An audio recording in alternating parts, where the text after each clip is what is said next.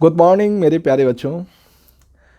Amit Indian education के online platform पे आप सभी का हार्दिक स्वागत और अभिनंदन करता हूँ। मेरे प्यारे बच्चों, आज हमारी ये पार्ट 2 क्लास हमारी यूट्यूब पर दूसरी क्लास है ये। ठीक है, तो आज हम लोग क्या पढ़ेंगे? तो हम पिछली क्लास का थोड़ा रिवाइज करते हैं कि कल हमने क्या क्या पढ़ा।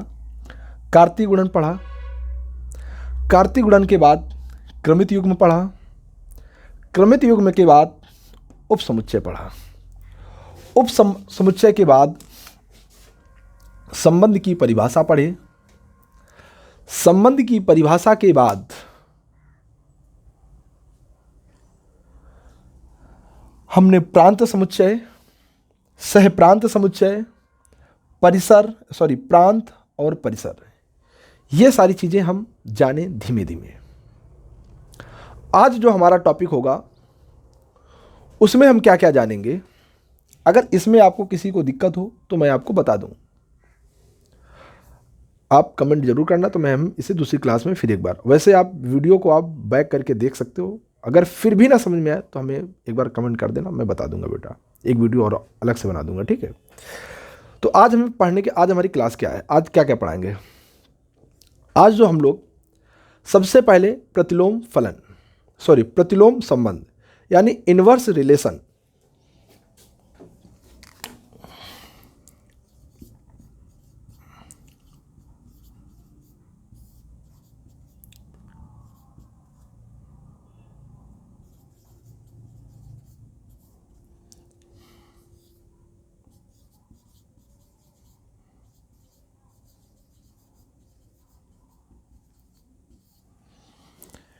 इनवर्स रिलेशन ये पढ़ेंगे। पर बेटा कल एक बात छूट गई है, उसे आप थोड़ा सा समझ लें, गौर कर लें। ठीक है, इसे बेटा हम हटा देते हैं।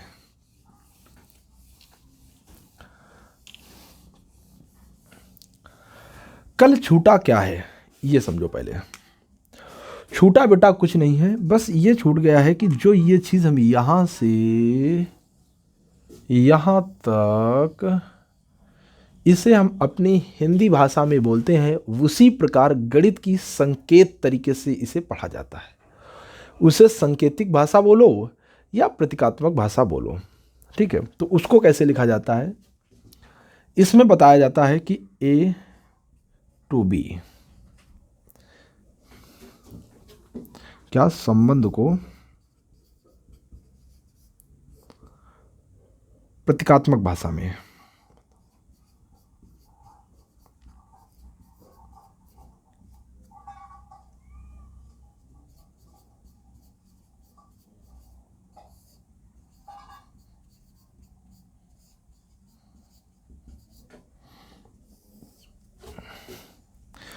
प्रतीकात्मक भाषा में कैसे A क्रॉस B करते हो, तो इसमें प्रतीकात्मक भाषा में इसी चीज को A to B बोला जाता है।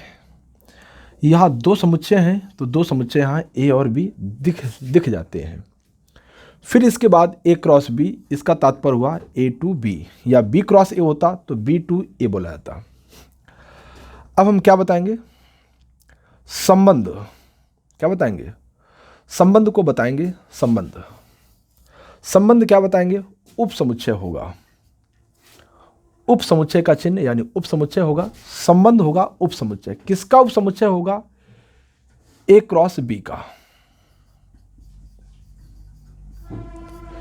इसको हम प्रतीकात्मक भाषा में ऐसे लिखते हैं। आप इस प्रकार से भी लिख सकते हो, चाहो तो आप इस तरह से भी लिख सकते हो।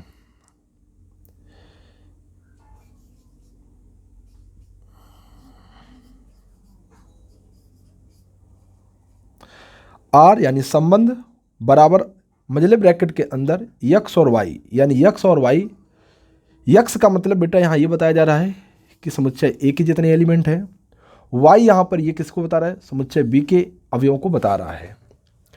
x इनको बता रहा है और y इनको बता रहा है। इनके और इनके बीच में जो संबंध होगा वो किस प्रकार होगा वो बता रहा है। ये कोलन का चिन्ह है, कोलन का चिन्ह हिंदी में कहते हैं कोलन का चिन्ह, इंग्लिश में कहते हैं सच दैट, इसका मीन्स होता है इस प्रकार है कि यक्स और वाई इस प्रकार है, यानी यक्स और वाई में संबंध इस प्रकार है कि यक्स कहां से लिया जाएगा, इनको हम बोल रहे हैं यक्स, यक्स आपका लिया जाएगा ए से, और वाई, वाई ये हमारा है कहां से लिया जा रहा है, बी से। इस प्रकार बेटा हम संबंध को प्रतीकात्मक भाषा में लिखते हैं। ठीक है, तो प्रतीकात्मक भाषा हमें समझ में आ गई। इसी बात को हम कैसे लिखते हैं, अगर ये बात तुम नहीं लिखते हो तो ये बात लिख सकते हो, ये बात नहीं लिखना चाहते हो तो ये बात लिख दो, दोनों बातें बेटा एक ही हैं। यहां तक यदि आपको समझ में आ गया है तो बेटा हम फिर अब आगे चलते हैं, जो आज हमें पढ़ना है, प्रतिलोम संबंध। इसे आप स्क्रीनशॉट ले सकते हो बेटा, हम पूरा विषय क्लीन कर दे रहे हैं। ठीक है,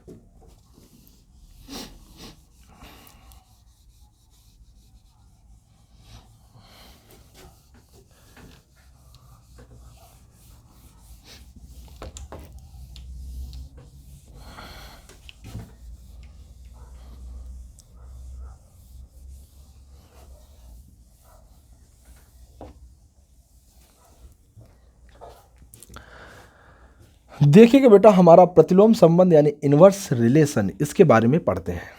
इसमें क्या होता है कि कोई संबंध कैसा है, x comma y, x comma y किस प्रकार है, यक्स और वाई में संबंध जो है वो इस प्रकार है कि, किस प्रकार संबंध है, यक्स बिलोंग करेगा ए से और वाई बिलोंग करेगा बी से। तब हम संबंध हमारा कैसा होता है, मान लीजिए एक हमारा संबंध 2,3, 3,7, 8,9, 9,10, इस प्रकार बेटा हम इसको संबंध एक मान लिया कि ये संबंध है। अब ये संबंध है तो प्रतिलोम संबंध, प्रतिलोम संबंध यानी इनवर्स रिलेशन को हम पहली बात तो ऐसे लिखते हैं इस प्रकार। तो जब इसमें प्रतिलोम संबंध निकालेंगे तो इसमें क्या करते हैं, जो संबंध के जो अवयव होते हैं उनको परस्पर उनका स्थान बदल देते हैं, बस उसी से हमारा क्या हो जाता है, प्रतिलोम संबंध। क्या हो जाएगा, 3,2, 7,3, यानी 7 का ये स्थान कर दो, 3 का स्थान यहाँ कर दो। उसी प्रकार 9,8, 9 का स्थान इधर, 8 का स्थान इधर, 10 का स्थान इधर कर दो, 9 का स्थान इधर कर दो।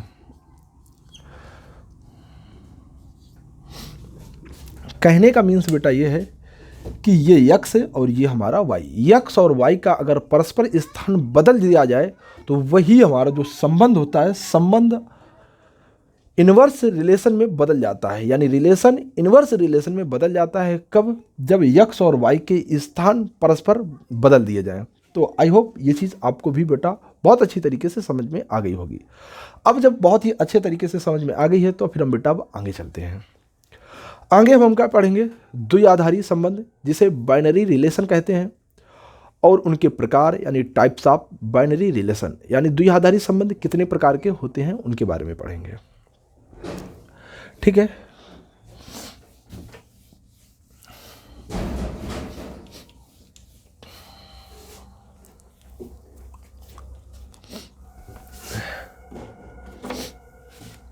चलिएगा इसको भी हटा देते हैं पूरा। देखेगा बच्चों, द्विआधारी संबंध और उनके और प्रकार, बाइनरी रिलेशन एंड टाइप्स, या उनके प्रकार लिखने तो दे आर टाइप्स लिख लेना। ठीक है, तो क्या द्विआधारी संबंध, पहले हम इसे जानेंगे द्विआधारी संबंध क्या होता है। ठीक है, तो द्विआधारी संबंध बेटा कुछ नहीं है, बहुत ही सिंपल है, बस संबंध की आपको परिभाषा आनी चाहिए। यहां संबंध में क्या होता था कि यहां पर दो समुच्चय होते थे, मतलब दो घर होते थे, समुच्चय ए और बी, तब इसमें संबंध होता था। पर बाइनरी रिलेशन में बेटा ऐसा नहीं होता है। यहां पर उसी घर, यानी हमारे घर में ही, ये हमारा घर है और हमारे घर में ही रिलेशन दिखाया जाएगा। अब हमारे ही घर में हमारा रिलेशन दिखाया जाएगा, यानी दो घर अब नहीं होंगे, हमारा घर होगा और हमारा घर होगा। जैसे हमारे मम्मी पापा ये हैं, समझ रहे हो, तो हमारे घर में घर का रिलेशन दिखाया जाएगा।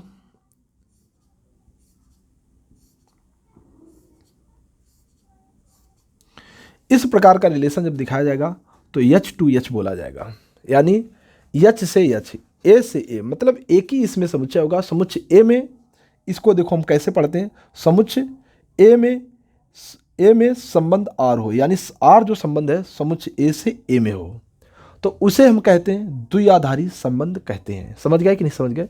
बस बेटा इसी को कहते हैं द्विआधारी संबंध। तो यहाँ ए टू भी बोलते थे, यहाँ ए टू ए बोला जाएगा, इसी को बोलते हैं द्विआधारी संबंध। अब इसमें बेटा उनके प्रकार उनके होते हैं स्वतुल्य, सम्मित, संक्रामक और तुल्यता, ये तीन होते हैं। अब बेटा हम हटाकर पूरा हम इसे दोबारा से अच्छे से इसे हम लिखते हैं।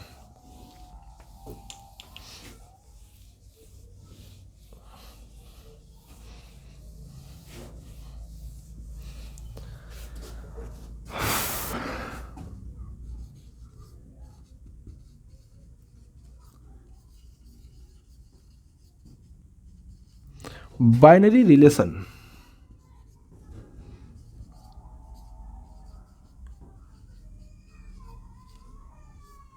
द्विआधारी संबंध, द्विआधारी संबंध यानी बाइनरी रिलेशन, ये क्या होता है? जबरदस्त तरीके ने आपने जान लिया कि जो हमारा संबंध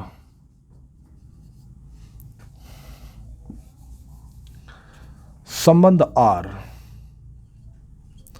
वो किस प्रकार, इस प्रकार होना चाहिए, ए टू ए। संबंध हमारा कैसा होना चाहिए, ए टू ए क्रॉस ए के निकालेंगे, ए क्रॉस ए, उसी के बीच में जो संबंध होगा वही हमारा क्या कहलाएगा, संबंध कहलाएगा। ठीक है बेटा? तो बच्चों देखिएगा, आप ये छोटी सी सांकेतिक भाषा द्विआधारी संबंध की परिभाषा को बता रहा है।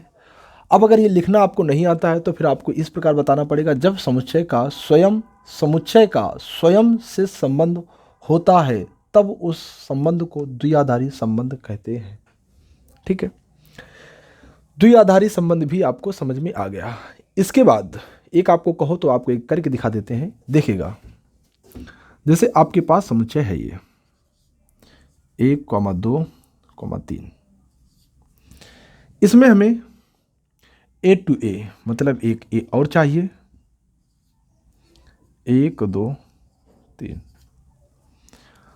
अब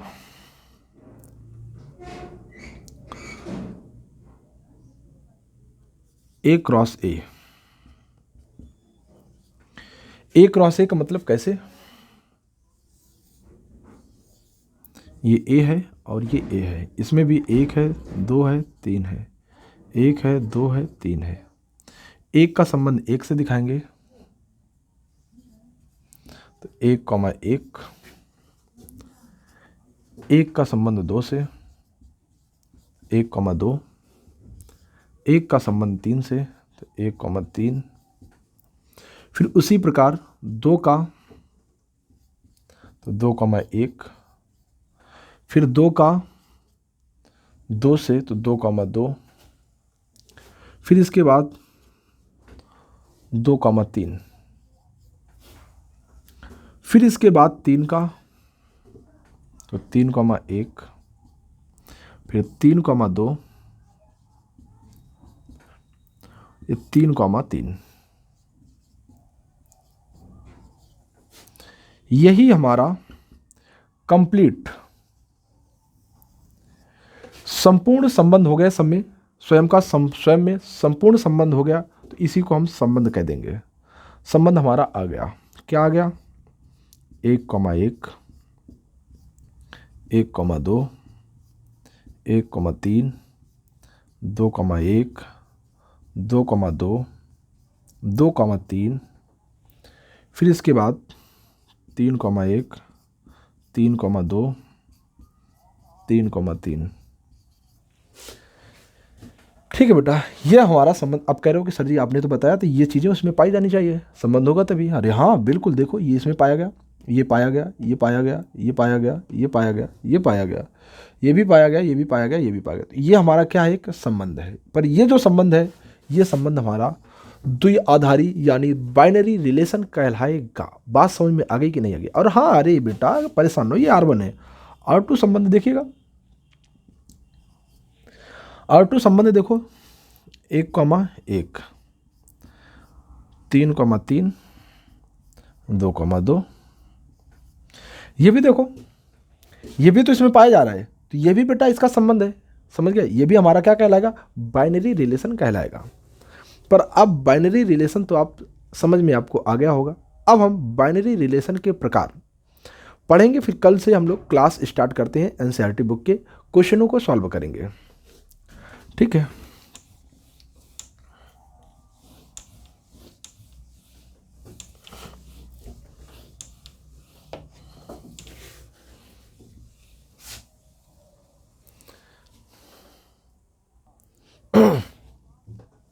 देखिए बच्चों, द्विआधारी संबंध के प्रकार, टाइप्स ऑफ बाइनरी रिलेशन, ये क्या होते हैं? ये 4 प्रकार के होते हैं बेटा, जिनको हम कहते हैं स्वतुल्य संबंध, जिसे हम रिफ्लेक्सिव रिलेशन कहते हैं, ठीक है? फिर इसके बाद दूसरा संबंध होता है सम्मित संबंध, यानी जिसे कहते हैं सिमेट्रिक रिलेशन। इसके बाद संक्रमक संबंध, जिसे हम कहते हैं ट्रांजिटिव रिलेशन। इसके बाद तुल्यता संबंध यानी इक्विवेलेंस रिलेशन। हमारे पास ये 4 प्रकार के संबंध होते हैं, इनको हम बारी बारी से पढ़ेंगे। बारी बारी से कैसे पढ़ेंगे देखते हैं। देखिएगा बच्चों मेरे, स्वतुल्य संबंध यानी रिफ्लेक्सिव रिलेशन को हम क्या उसकी लिखें, समुच्चय ए का प्रत्येक अवयव स्वयं से संबंधित होता है। स्वयं से संबंधित होता है यानी समुच्चय में जितने अवयव हैं वो सभी अगर स्वयं से संबंधित हैं तो वह संबंध हमारा स्वतुल्य संबंध यानी रिफ्लेक्सिव रिलेशन कहलाता है। अब इसको हम प्रतीकात्मक भाषा या गणित की सांकेतिक भाषा में कैसे लिखते हैं, यानी इस बात को, यानी यहां से लेकर यहां तक, यहां से लेकर यहां तक, इन सभी को हम अपनी सांकेतिक भाषा में कैसे लिखते हैं, तो समुच्चय ए का प्रत्येक अवयव, प्रत्येक अवयव को हम यहां लिखते हैं सभी। ए का प्रत्येक अवयव, जो प्रत्येक अवयव होता है उसे हम बोलते हैं यक्ष। प्रत्येक का मतलब सभी, अवयव किसका, ए का, तो यक्ष का ए, यानी जो ए में क्या होंगे, अवयव, तो यक्ष में अवयव होंगे वो सभी अवयव। यक्ष का रिलेशन यक्ष में, यानी यक्ष का रिलेशन यक्ष में अगर दर्शाता है, यानी स्वयं का, यक्ष मतलब स्वयं का स्वयं से संबंध अगर दर्शाता है तो हमारा क्या कहलाता है, स्वतुल्य संबंध कहलाता है। जैसे एक एग्जाम्पल के माध्यम से समझने की कोशिश करते हैं। जैसे समुच्चय ए 1, 2, 3 और 4 हमारे पास ये है, और हमारे पास रिलेशन ये दे दिया गया 1,2, 2,3, 2,2, 3,3, 4,4 और 1,1 हमारे पास ये संबंध दे दिया गया, और ये हमसे पूछा जा रहा है कि ये क्या संबंध स्वतुल्य संबंध है कि नहीं है। तो बेटा देखो यहाँ 1, तो 1,1 ये है, ये 2 लिखा है, तो 2,2 ये भी है, हमारे पास 3,3 ये भी है, ये हमारे पास 4,4, यानी ये जितने प्रत्येक, यानी क्या कह रहा था, प्रत्येक अवयव है, और प्रत्येक अवयव का स्वयं से संबंधित है, स्वयं का स्वयं से संबंध जब होता है तो उसे हम क्या कहते हैं, स्वतुल्य। अगर हम यहाँ से इसको हटा दें तो ये स्वतुल्य संबंध है कि नहीं है? अरे ऑब्वियसली ये स्वतुल्य संबंध है, क्योंकि 1 का 1 से, 2 का 2 से, 3 का 3 से, 4 का 4 से, अभी है स्वतुल्य संबंध। इसको भी हटा दिया जाए तब भी स्वतुल्य संबंध है। अगर इसको हटा दें तो क्या स्वतुल्य संबंध है? नहीं है, क्योंकि 1 का 1 से है, 2 का प्रत्येक में 2 छूट गया, 2 का 2 से नहीं है, तो बेटा स्वतुल्य संबंध नहीं होगा। तो हमारी ख्याल से बेटा ये स्वतुल्य संबंध आप पहचान गए होंगे कि स्वतुल्य संबंध कब होगा और कब नहीं होगा। तो स्वतुल्य संबंध जब समझ में आ गया तो इसके बाद सम्मित संबंध यानी सिमेट्रिक रिलेशन की हम बात करते हैं, ठीक है? तो सम्मित संबंध की ओर चलते हैं। देखिएगा बच्चों, सममित संबंध यानी सिमेट्रिक रिलेशन, इसे किसे कहते हैं? तो देखिएगा, जब x और y के स्थान परस्पर बदले जा सकें उन्हें हम सिमेट्रिक रिलेशन कहते हैं। इसे हम प्रतीकात्मक भाषा में कैसे लिखते हैं? तो बच्चों प्रतीकात्मक भाषा में कैसे लिखते हैं? x और y कहाँ से आएंगे? x और y समुच्चय ए से आएंगे, दोनों यानी x वाले और y वाले दोनों समुच्चय ए से आएंगे। और को बेटा हम ये ऐसे लिखते हैं प्रतीकात्मक भाषा में, x का रिलेशन y और मतलब जो x और y है, फिर मतलब इसको बोलते हैं मतलब। अब y बाद में है तो अब y आगे होगा और x आगे है तो x क्या हो जाए? आगे है तो x पीछे हो जाए। जब इनके पर क्या स्थान बदले जा सकें तो सममित संबंध कहलाता है। समझ गया कि नहीं सर? या तो हम इस तरीके से लिख सकते हैं या हम इस तरीके से नहीं लिखते हैं। तो देखो, x और y रिलेशन में बिलोंग कर रहे हैं, यानी रिलेशन में x और y हैं। फिर अब दूसरी बार क्या मिलना चाहिए? y, x, यानी y देखो पीछे आगे हो गया और x आगे पीछे हो गया।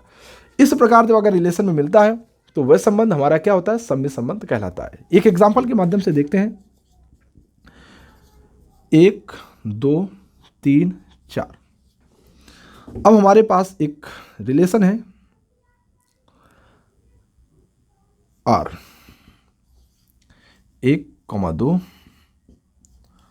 2, 3, 3, 2 और 2, 1। क्या यह सममित संबंध है कि नहीं? तो देखो बेटा, हम जांच करते हैं। 1, 2 यानी 1 का रिलेशन 2 से है, 1 का रिलेशन 2 से है, तो फिर क्या मतलब इसका कि 2 का रिलेशन 1 से है? 1, 2 तो ये मिल गया, 2, 1 ये है, यानी मिल गया, यानी है, चलो 1 तो बन गया। फिर इसके बाद 2, 3, 2, 3 रिलेशन में है, तो क्या मतलब 3, 2 भी रिलेशन में है। 2, 3 तो ये है, पर 3, 2 क्या रिलेशन में है? हाँ, ये है और इसका ये है, तो यानी दोनों हैं। तो इस प्रकार ये सममित संबंध होगा। और यदि इसमें अगर ये हम एक हटा दें तो बेटा ये सममित संबंध नहीं होगा। आपको ये चीज़ समझ में आ रही है कि नहीं आ रही? अगर बेटा आ रही हो तो ठोक के सब्सक्राइब जरूर करना, ठीक है, और लाइक भी करना। इसके बाद सब्सक्राइब करने से बेटा ये है कि मैं जो भी वीडियो बनाऊंगा आप तक सबसे पहले पहुंचेगा। सब्सक्राइब करने से ये फ़ायदा होता है, और लाइक करने से सिर्फ ये बेटा होता है कि हम लोगों को थोड़ा एक एनर्जी मिल जाती है कि बच्चे हाँ लाइक करें, उनको अच्छा लग रहा है। पर आप ऐसे ना लाइक करना, अगर आपको चीज़ें समझ में आ रही हो तो लाइक करना, दिल कहे कि हाँ हमारा इससे कुछ फ़ायदा हो रहा है तो लाइक करना, अन्यथा आप इसमें लाइक मत करना। और हाँ, जो अगर कहीं दिक्कत आ रही है तो कमेंट ज़रूर करना, क्योंकि अपने मन की बात हमारे एक कमेंट के माध्यम से आ सकती है, ठीक है। तो अपनी बात को हमारे तक पहुंचाना है तो कमेंट जरूर भेजना है, ठीक है। चलते हैं बेटा, तो ये हम सममित संबंध समझ गए। अब इसके बाद हमें संक्रमक संबंध और तुल्यता संबंध 2 बचे हैं, इनको और पढ़ लेते हैं। फिर इसके बाद यहाँ से क्लास हम वो करते हैं, ओवर करते हैं। फिर इसके बाद कल से हम लोग अपने टॉपिक पर आते हैं, ठीक है।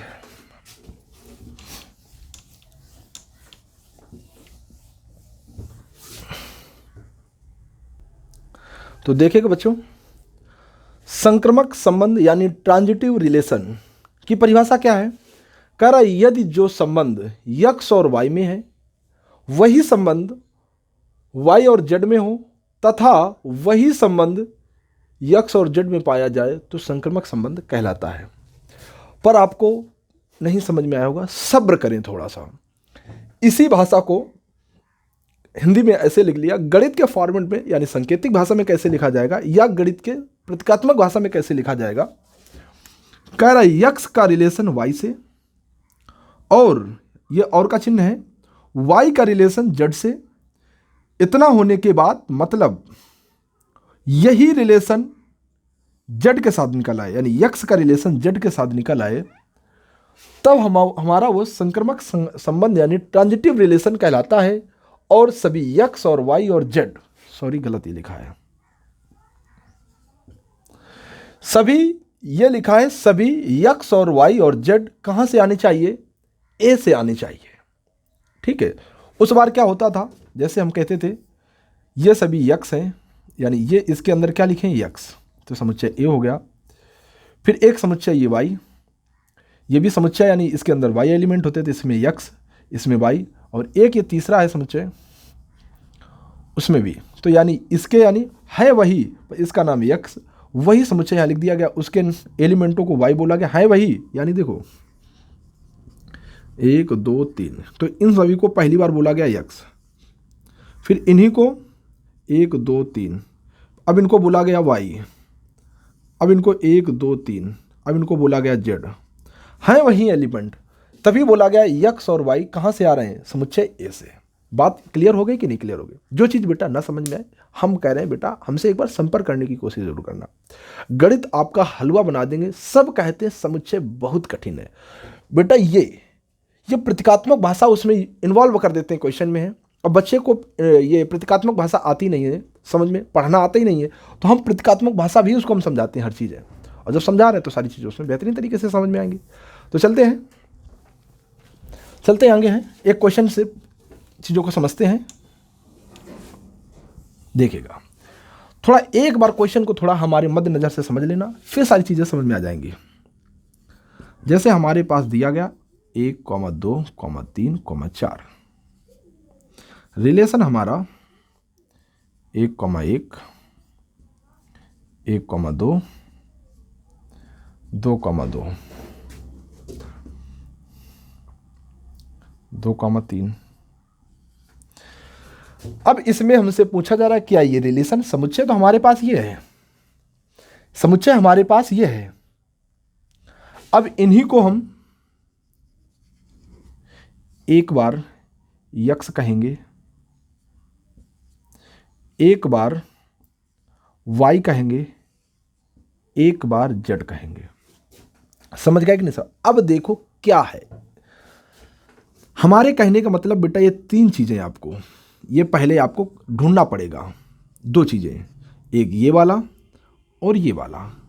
देखो कैसे, 1 2 सॉरी 1 1, तो 1 से मिलता हुआ, यानी यहां से देखो y है तो y छूट रहा है, तो y से यहां चला रहे हैं, तो 1 2, तो फिर सॉरी 1 1, फिर इसके बाद 1 से ही स्टार्ट ये है, तो 1 यानी ये हमारा x, ये हमारा y। अब ये y है तो y, एक को आप बोल रहे हो y, तो एक को ही आप बोलोगे y, और ये आपका z हो जाएगा। तो अब हमारा रिलेशन क्या होना चाहिए, यक्स कॉमा जेड, यानी यक्स मतलब 1 और जेड मतलब 2। ये क्या 1 2 है कहीं? देखो इसमें 1 2 है, तो यानी तीनों चीज़ें पाई गई, तो हमारा क्या कहलाएगा। चलो इससे आप क्लियर, कम चीज़ें हो रही हैं, चलो और आगे बताते हैं। एक रिलेशन ये है 1 2 2 3 1 3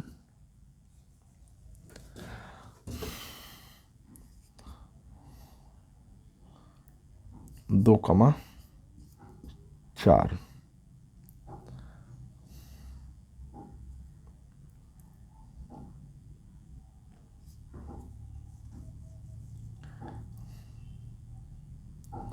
चार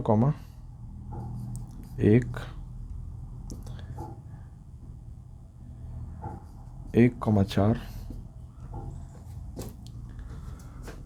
और 1 3 4 4। देखिए बेटा, ये हमारे पास एक हमने लिया, हमारे पास अवयव समुच्चय मतलब ये है, इसमें संबंध ये है। अब देखो पहले हमें ये दो बनाने होते हैं, तो देखो दो हमें बनाने होते हैं, ये संबंध कौन सा, यक्स का वाई में, वाई का जेड में, पहले ये 2 संबंध हमें बनाने होते हैं। तीसरा संबंध हमें ढूंढना होता है, ये हमें यानी ये वाला संबंध जो लास्ट वाला होता है, ये हमें ढूंढना होता है, यानी मिल गया तो संक्रामक होता है। देखो 2 बनाओ पहले, ये तो बनाते हैं 1 2 2 3, मतलब देखो यक्स वाई और वाई जेड, यानी देखो यक्स वाई मतलब यक्स से वाई, वाई से फिर वाई से बोलना है, वाई मतलब 2 से ही बोलना है, समझ गए। तो ये तो हो गया। अब इसके बाद वो क्या कहता है, यक्स से जेड, तो यक्स था ये वाई था, ये वाई था ये जेड था, तो अब संबंध यक्स का जेड से, यानी यक्स का मतलब 1 और जेड का मतलब 3। क्या 1,3 है कहीं, ये है, तो मिल गया, तो मिल गया, तो चलो ये हो गया, ठीक है। फिर इसके बाद हम आगे चलते हैं। फिर ये देखें 4,1, 4,1 तो यक्स कॉमा वाई हो गया। फिर वाई से ही चलेंगे, वाई मतलब 1 से ही चलेंगे, वाई कॉमा जेड, तो हमें मिलना क्या चाहिए, 4,4। हाँ ये 4,4 ये भी मिल गया। देखा मिला कि नहीं मिला। तो इस प्रकार का जो बेटा संबंध होता है वो हमारा क्या कहलाता है, संक्रामक संबंध कहलाता है। तो ये चीज़ आपको बहुत बेहतरीन तरीके से समझ में आ गई होगी। अब चलते हैं बेटा तो, मतलब उसके पास तुल्यता संबंध यानी इक्विवेलेंस रिलेशन के पास चलते हैं, ठीक है। तो सबसे पहले उसके पास चलते हैं। तो इतनी चीज़ें बेटा अगर समझ में आ गई हो सॉरी, तो बेटा लाइक जरूर कर देना, जिससे हमारा मनोबल बरकरार रहता है, ठीक है।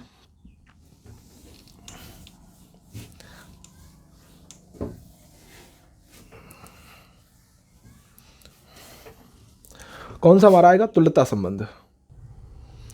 देखिएगा बच्चों,